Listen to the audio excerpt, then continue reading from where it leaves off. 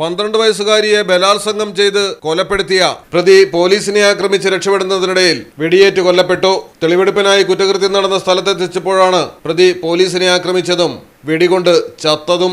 തെളിവെടുപ്പിനിടെ രോഷാകുലരായ ജനക്കൂട്ടം പ്രതിയെ ആക്രമിച്ചിരുന്നു.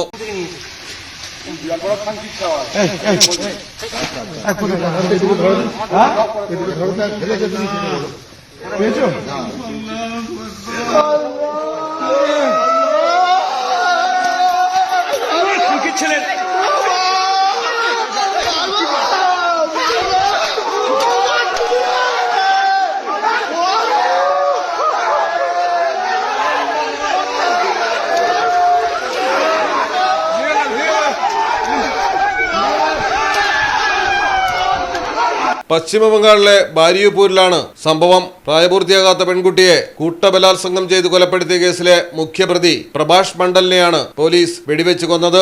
പെൺകുട്ടിയുടെ മൃതദേഹം കണ്ടെത്തിയ സൂര്യപൂർ ഘാട്ട് പ്രദേശത്തേക്ക് എത്തിച്ചപ്പോഴായിരുന്നു പ്രഭാഷ് മണ്ഡൽ പോലീസ് ഉദ്യോഗസ്ഥന്റെ സർവീസ് റിവോൾവർ തട്ടിയെടുത്ത് പോലീസ് സംഘത്തിന് നേരെ വെടിയുതിർത്ത് രക്ഷപ്പെടാൻ ശ്രമിച്ചത്. തുടർന്ന് പോലീസ് നടത്തിയ പ്രത്യാക്രമണത്തിൽ പ്രതിക്ക് ഗുരുതരമായി പരിക്കേറ്റു. ഉടൻ തന്നെ ബാരിയുപൂർ ആശുപത്രിയിൽ എത്തിച്ചെങ്കിലും മരണപ്പെട്ടിരുന്നു. കാണാതായ പെൺകുട്ടിയുടെ മൃതദേഹം തൊട്ടടുത്ത ദിവസം ചാക്കിൽ കെട്ടിയ നിലയിലായിരുന്നു ജലാശയത്തിൽ കണ്ടെത്തിയത്. പ്രകോപിതരായ ജനക്കൂട്ടം റോഡുകൾ ഉപരോധിക്കുകയും ടയറുകൾ കത്തിക്കുകയും പോലീസ് വാഹനങ്ങൾ തകർക്കുകയും ചെയ്തിരുന്നു. News desk Malayalam television. നിങ്ങൾക്ക് എത്ര പേർക്കറിയാം നിങ്ങളുടെ കുഞ്ഞിന്റെ ആദ്യ കാതുകുത്ത് പവൻ ഗോൾഡിൽ തികച്ചും സൗജന്യമാണെന്ന്? പവൻ ഗോൾഡ് തിരൂർ.